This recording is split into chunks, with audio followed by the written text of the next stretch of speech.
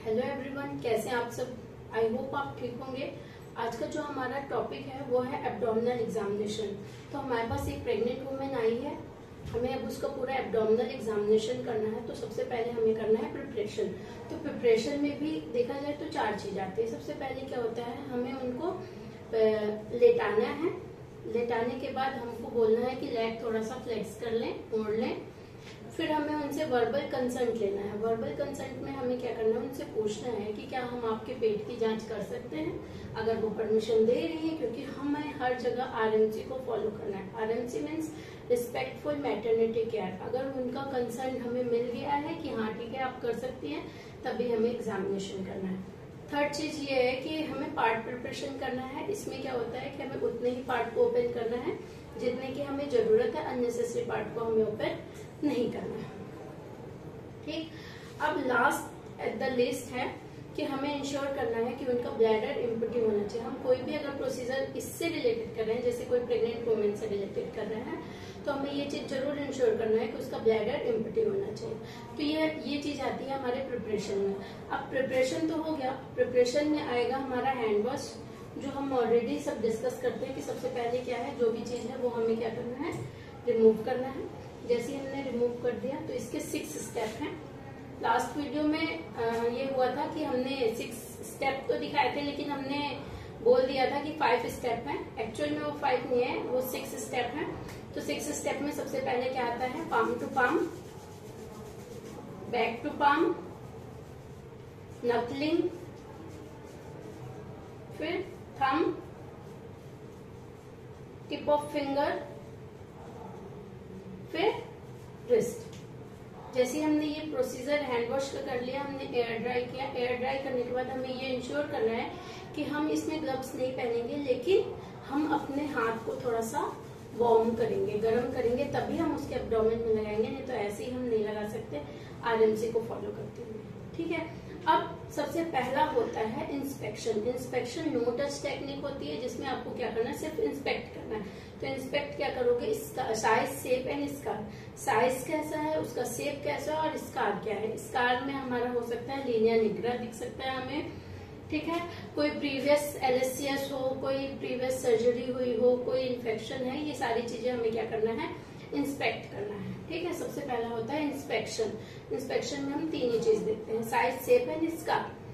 Second होता है preparation. Preparation में हम 4 चीज देखते हैं। सबसे पहला होता है फंडल grip, lateral grip, first pelvic grip, second pelvic grip. ये 4 चीज होती है।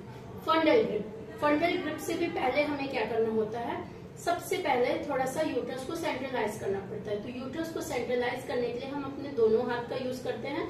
हम क्या करेंगे, इसको पूरा, क्योंकि मदर जो है टहलती है, लेटती है, तो कहीं ना कहीं हमें क्या करना होता है, इसको थोड़ा सा सेंट्रलाइज करना होता है। तो जब हमने इसको सेंट्रलाइज कर लिया, अब हम क्या करेंगे, हम देखेंगे कि फंडस कहाँ पे है। तो फंडस देखने के लिए हमें एग्जामिन करना होगा कि सिम्फाइसिस प्यूबिस का है। तो जब हमने सिम्फाइसिस प्यूबिस को एग्जामिन कर लिया, तो सिम्फाइसिस प्यूबिस से लेकर के जो जिफिस्टर्नम है, हम वहां तक या जो भी हमारा प्रेजेंटिंग पार्ट हमें फील हो रहा है, जहां से हमारा ऑब्स्ट्रक्शन स्टार्ट हो रहा है, तो वहां तक हमें इंच टेप से नापना है। तो फंडस देखने के लिए हमें क्या करना है, ये हमारा अल्ना बॉर्डर है, हम अल्ना बॉर्डर को जिफिस्टर्नम से लेके आएंगे जहां पे हमारा फर्स्ट ऑब्स्ट्रक्शन मिल रहा है। जैसे यहाँ से अब मेरा हाथ आगे नहीं बढ़ रहा है, तो ये फर्स्ट ऑब्स्ट्रक्शन मिला। अब इसको क्या करूंगी मैं, विद द हेल्प ऑफ इंची टेप मेजर कर लूंगी। ठीक, अब ये मेरा सिम्फाइसिस प्यूबिस है, मैंने सिम्फाइसिस प्यूबिस में रखा, और ये अभी जैसे मुझे फील हो रहा है 30। ठीक, तो मैंने इसको मेजर कर लिया। मेजर करके आपको नोट डाउन करना है। जब आपने ये देख लिया कि फंडस कहाँ है, अब हमारा आता है फंडल ग्रिप। फंडल ग्रिप में हम क्या करते हैं, प्रेजेंटिंग पार्ट देखते हैं कि वहां पे प्रेजेंटिंग पार्ट क्या है और फंडस कहाँ पे है। तो हमने जैसे अभी हमने कहा कि अल्ना बॉर्डर से हम सिम्फाइसिस जिफिस्टर्नम से लेके आएंगे अपने हाथ को, जहाँ पे भी फर्स्ट ऑब्स्ट्रक्शन मिल रहा है वो हमारा फंडस है। तो फंडस हमने एग्जामिन कर लिया कि कितने सेंटीमीटर का है।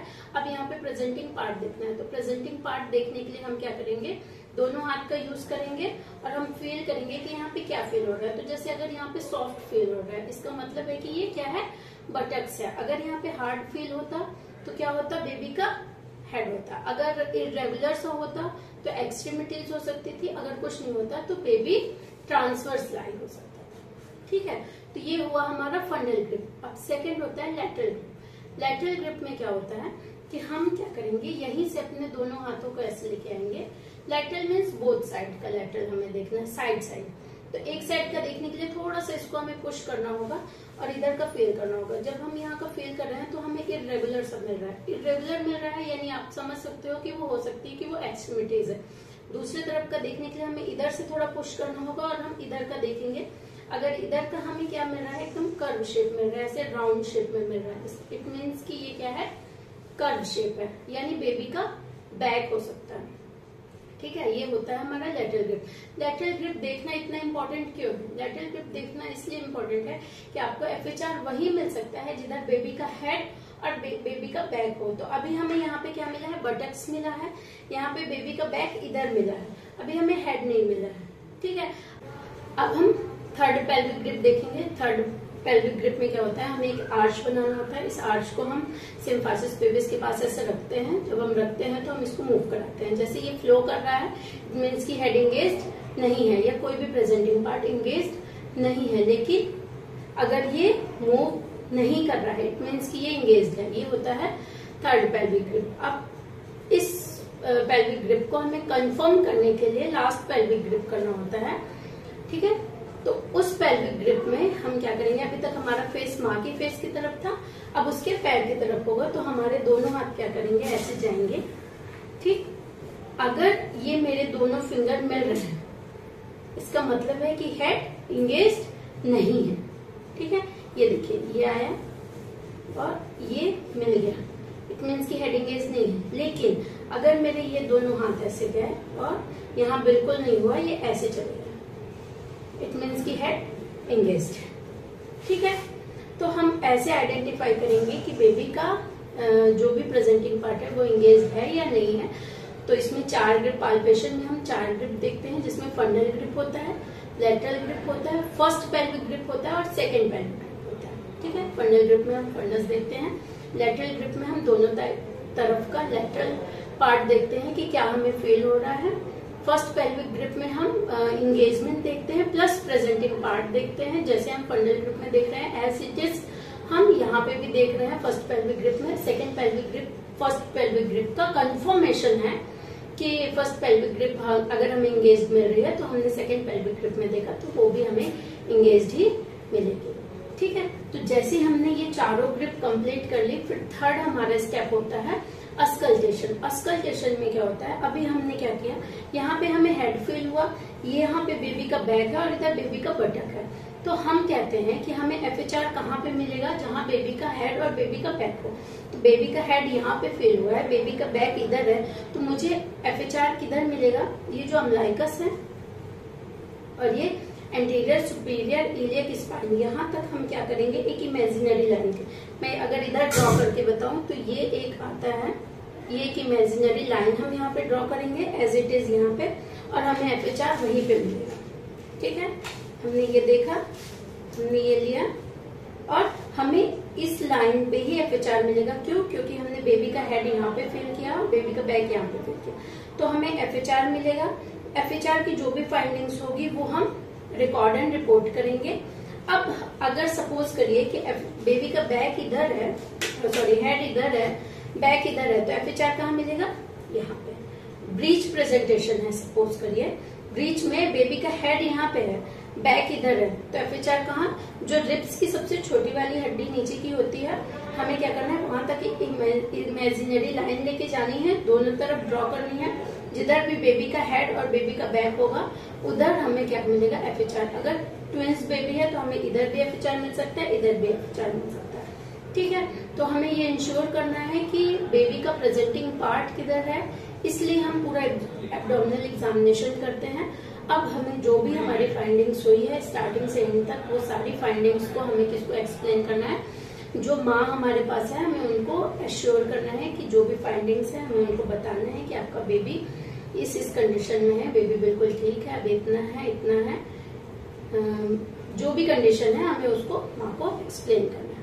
ठीक है। अब इसमें सबसे इम्पोर्टेंट है, अभी आपने एक चीज देखा होगा कि ज्यादातर डॉक्टर्स हमारे क्या करते हैं कि पेट को छू करके ही बता देते हैं कि कितने वीक का जेस्टेशन है। तो इसको भी अगर आइडेंटिफाई करना है तो सबसे पहले हमें ये पता होना चाहिए, जो सिम्फासिस प्यूबिस होता है ये होता है 12